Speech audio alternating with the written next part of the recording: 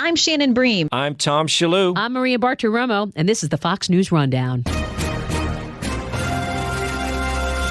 Wednesday, December 21st, 2022. I'm Dave Anthony. It's the last item on this Congress's to-do list, a massive bill to fund the government that some Republicans support. We talked to one who doesn't, Senator Roger Marshall. I'm just not satisfied with the process in no way, shape, or form. I'm willing to shut the government down. I'm willing to stay up here over Christmas to fix this problem long term. I'm Lisa Brady. For many holiday travelers, it may not be easy to get where you're going this week, and for some, even harder when you get there. When you get together with family, old patterns emerge, old roles in terms of what role you played in the family dynamic. There's also an element of just a feeling of overwhelmed. And I'm Will Cain, and I've got the final word on the Fox News Rundown.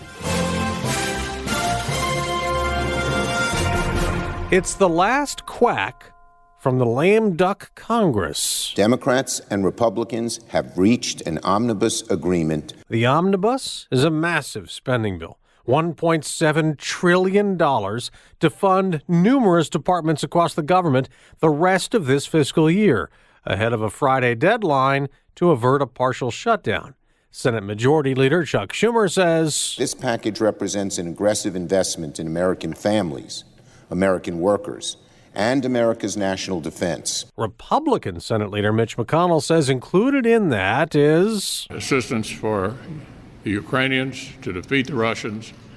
That's the number one priority for the United States right now. And their goal is to pass this bill in the Senate, then House before this weekend, so they can wrap up their work and head home for Christmas, which is too much, too fast for some Republicans who want more time to read the 4,100 pages in this bill. Just a horrible budget process up here. I've never been more frustrated. Republican Senator Roger Marshall is from Kansas. This may be the worst week I've had in D.C. since getting here 6 years ago. Really? So why is it so bad? I understand every 2 years, it seems, Congress goes through this, almost every year, maybe it is every year, some sort of an issue with funding coming up to Christmas or some sort of legislation coming up to Christmas. So why is this different? Right, Dave. I think it's just the size of it, just the enormity of this budget, that we're going to borrow $1 trillion from my grandchildren, our grandchildren collectively this year and next year. It's just all these issues coming to bear right now, and just feeling like that as one of 100 senators, I really have 0 votes right now, that this entire budget is basically done by 4 people and maybe a couple of appropriators. This is what the Democrats want. They want to delay us. They want the chaos. They want us to swallow all 12 buckets of this budget. We should be doing this through a process where we look at 12 different buckets of money and going through those with a fine-tooth comb. But instead, what I'm given is the choice between a $1.7 trillion bill or push it to the House for 3 weeks, where we could even end up with the worst situation over there. So I've just never been more frustrated. I've ran businesses before, ran a hospital. I understand how the budget process should work. This does not connect at all with people back home that are running a family budget or running a business. Why is it worse? I know that Kevin McCarthy and the Republicans in the House, who are going to be in the majority in the next Congress, why is it worse to give them a chance to work the budget out and have more say, more maybe Republican leverage with the budget? Right. So I think that this is a debate.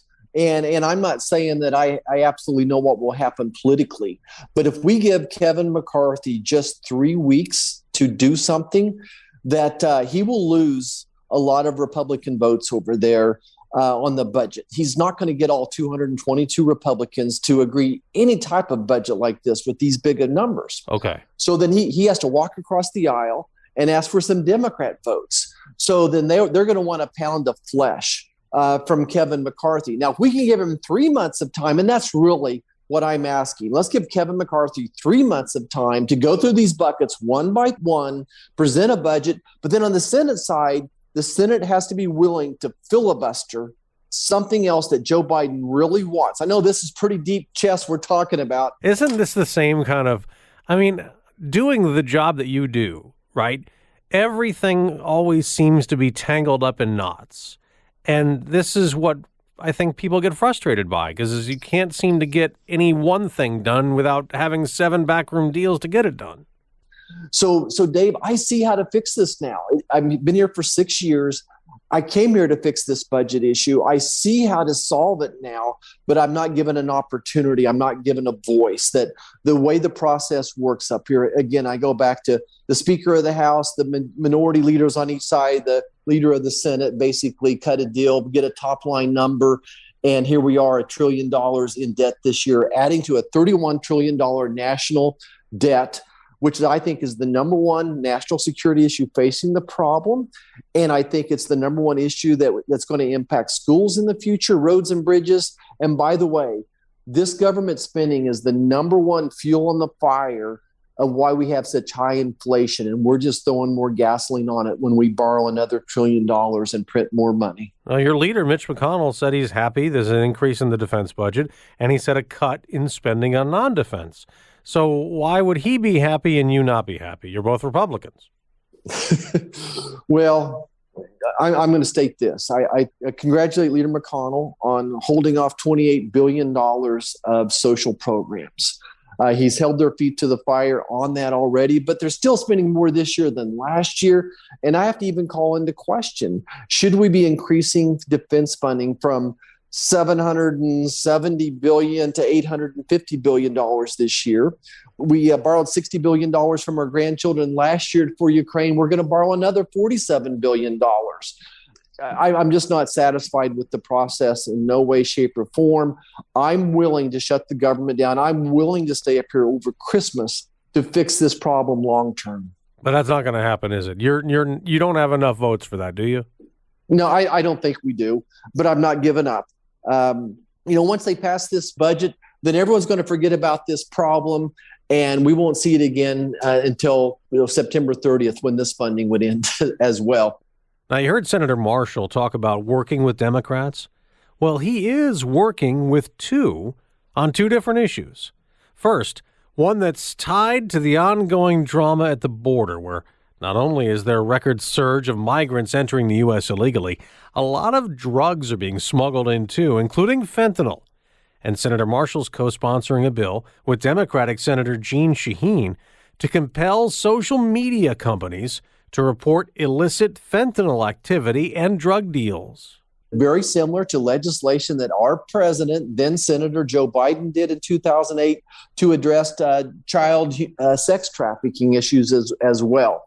90% of the fentanyl coming in this country comes from the southern border. It's the precursors made in China. They bring the drugs in here, and they poison mainly our youth. That every day over 200 Americans are dying from fentanyl poisoning. We want to shut off purchasing this through social media. You call it the Cooper Davis Act. Who was Cooper Davis?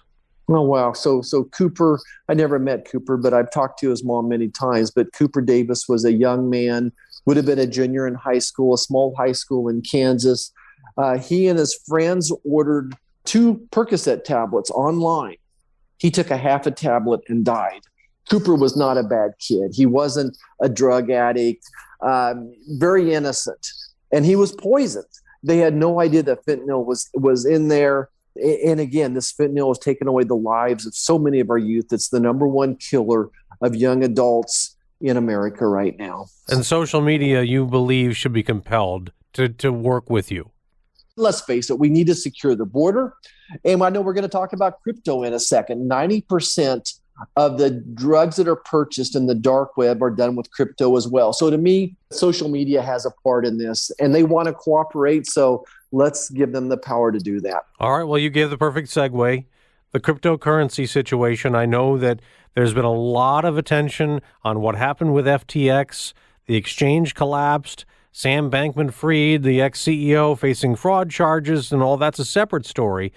But with crypto, there's a push. You're working with a Democrat again, Senator Elizabeth Warren, and you are trying to deal with regulation on crypto, correct? Exactly.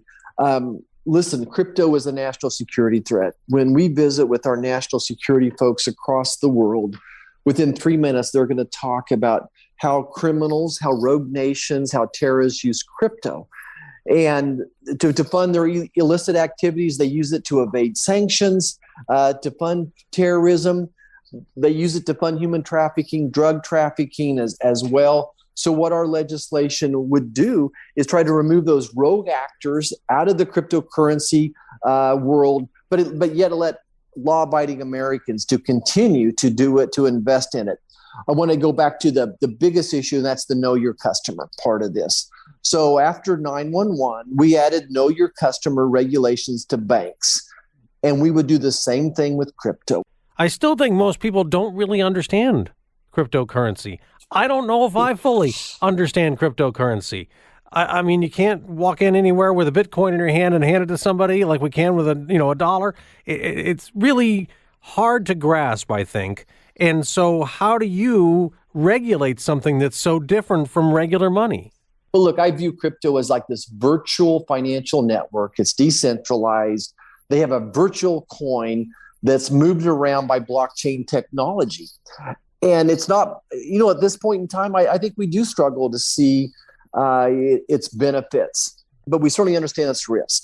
Right. You mentioned the blockchain. I mean, that's a way you're supposed to be able to track everybody who's ever owned one of these pieces of currency. Am I right?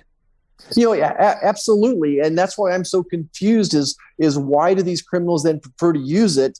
And the problem is they could track it, but they don't know who it is. It's so instead of a name associated with that transaction, it's financial institution XYZ. So that's why they need to know their customer and to be able to track it better.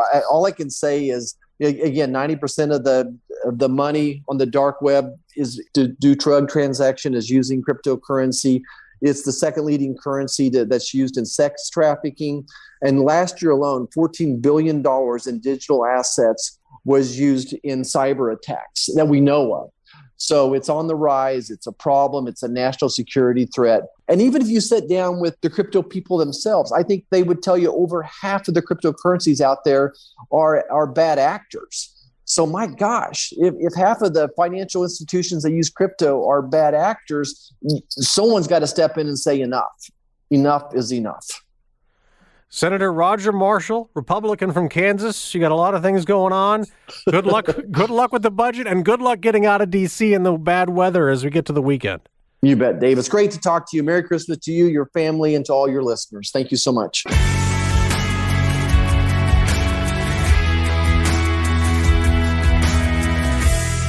This is Will Cain with your Fox News commentary coming up.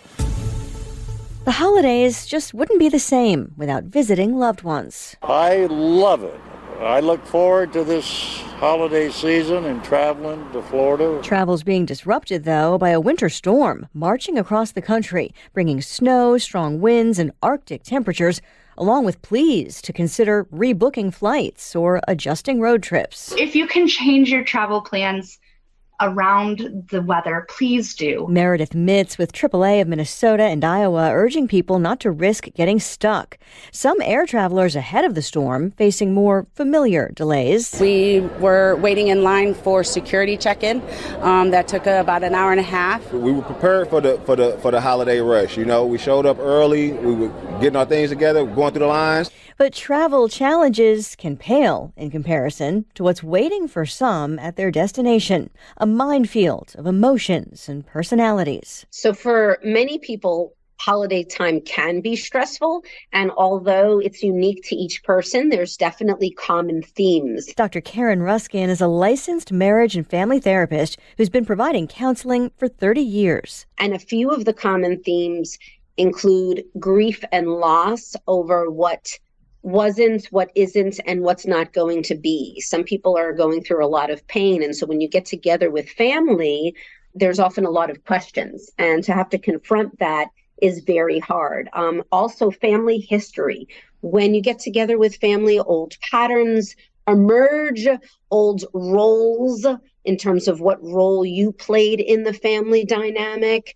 There's also an element of just a feeling of overwhelmed because there's a lack of privacy. And I'm not just talking about physical privacy. Some people think that privacy is about the physicality of space, which is a piece of it. The other, though, is about not feeling that there's intellectual or emotional privacy. So there's a lack of boundaries because often families feel like, oh, I can touch you how I want to, say hello with a hug, even if maybe you're not a touch person. I can ask you what I want because you're family. I can tell you what I think because you're family. And the fact is that could be a real invasion of boundaries, physically and or emotionally and or intellectually. So those are some of it. I can go into more, but that's a quickie answer to that question.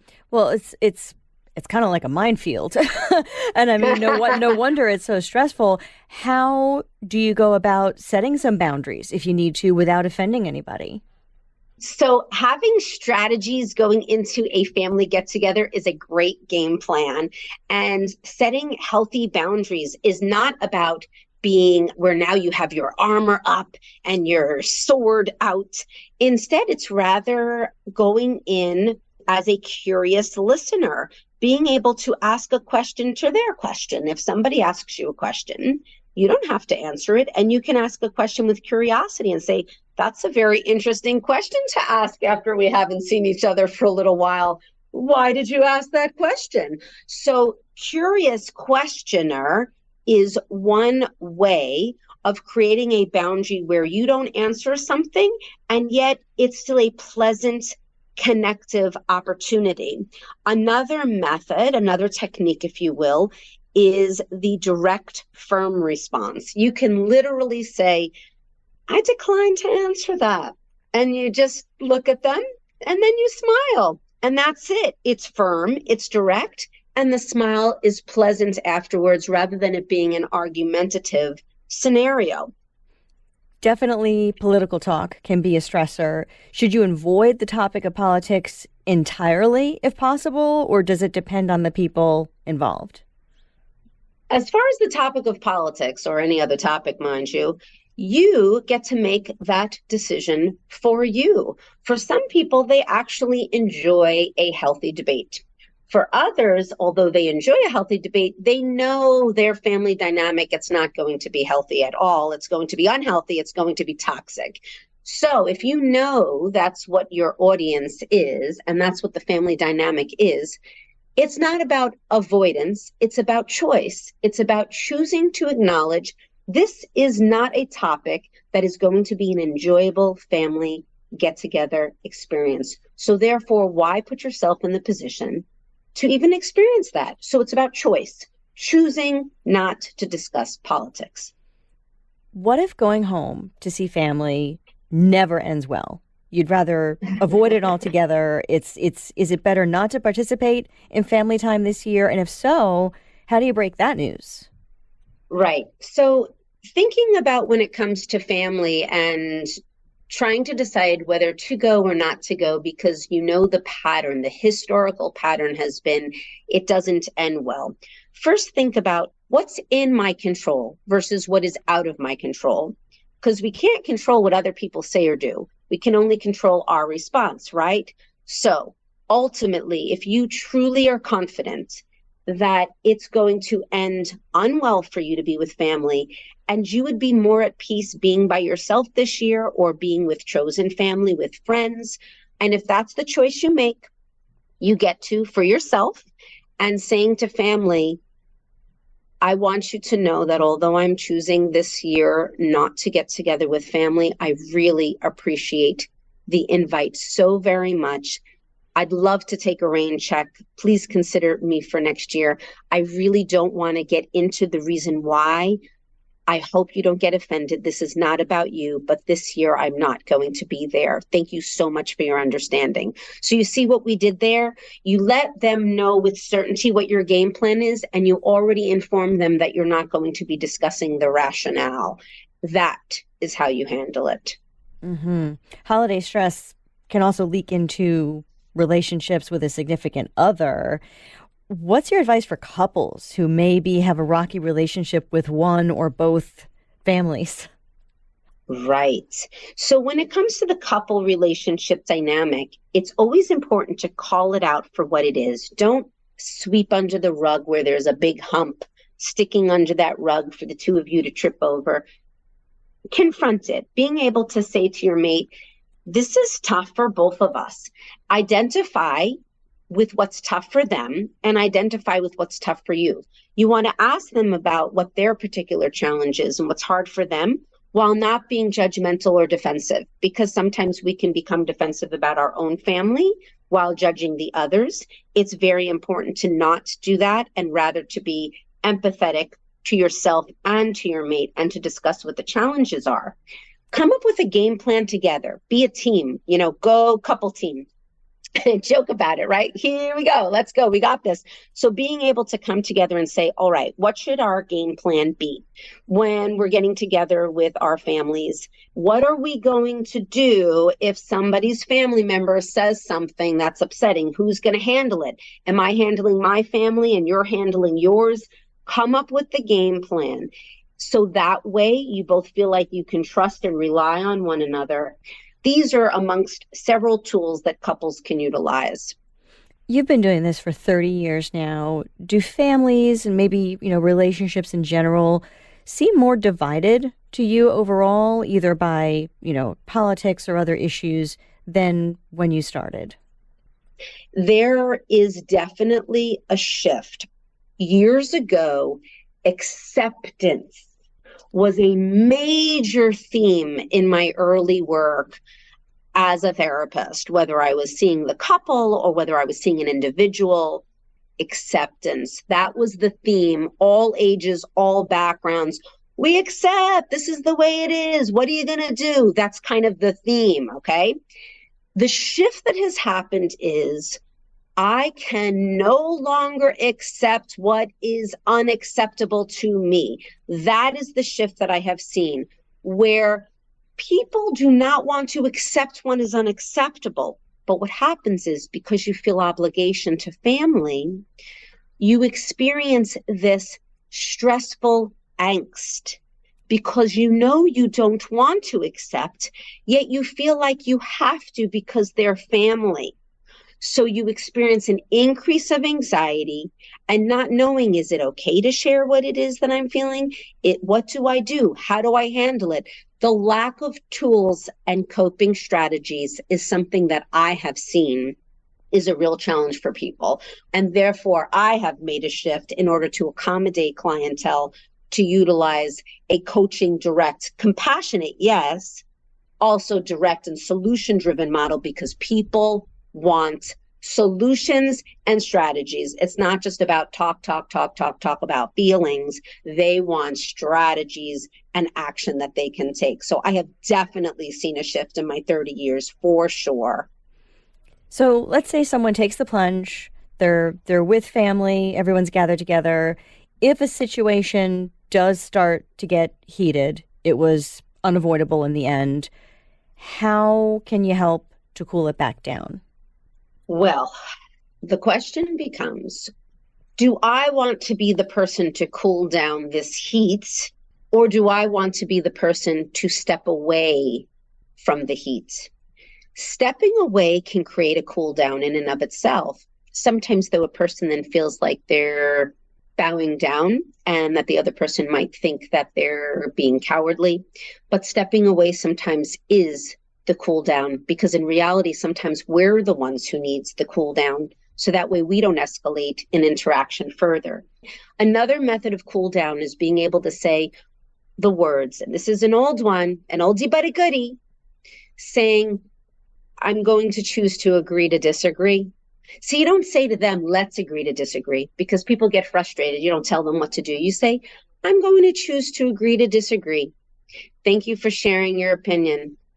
And that's when you smile, and then you say, I'm going to take a step away and I'm going to get some of the hors d'oeuvres over there.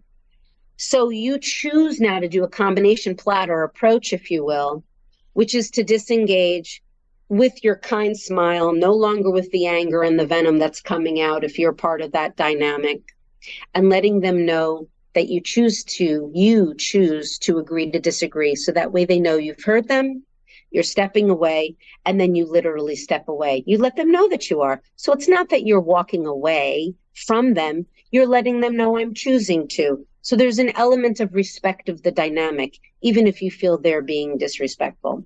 These are a few options of ways in which of handling heat, so to speak. Hopefully folks can take some of your excellent insight and focus on enjoying the moment, focus on enjoying the positive and getting other people to sort of bring out their positives to the table as well. Dr. Karen Ruskin, licensed marriage and family therapist, thank you so much and happy holidays. It is my sincere pleasure. Happy holidays to you and to your audience.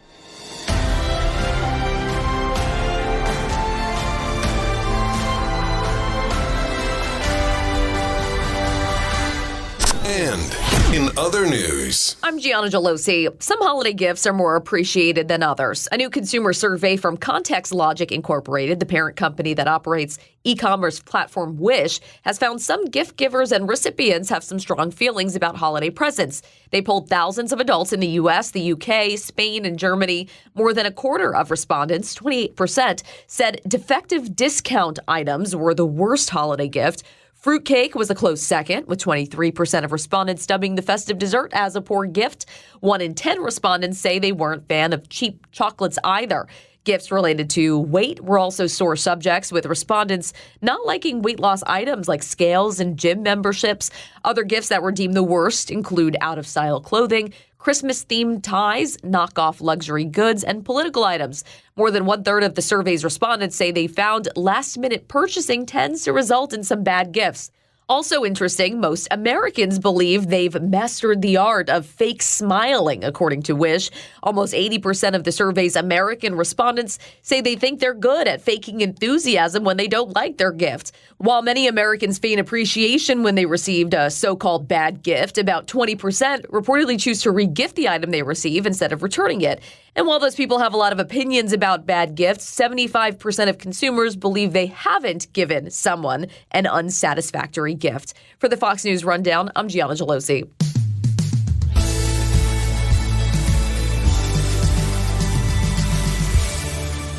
Fox News Radio on demand on the Fox News app. Download the app and just click listen. When you swipe left, you can listen to your favorite Fox News talk shows live. Swipe right for the latest Fox News Radio newscasts on demand. Fox News Radio on the Fox News app. Download it today.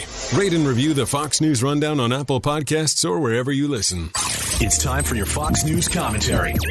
Will Cain. What's on your mind? The biggest story with the least attention. 2 weeks ago, scientists in California pointed 192 laser beams at a pinhead-sized target of 2 elements, and a fusion reaction succeeded in releasing more energy than the amount delivered by the lasers. In short, nuclear fusion.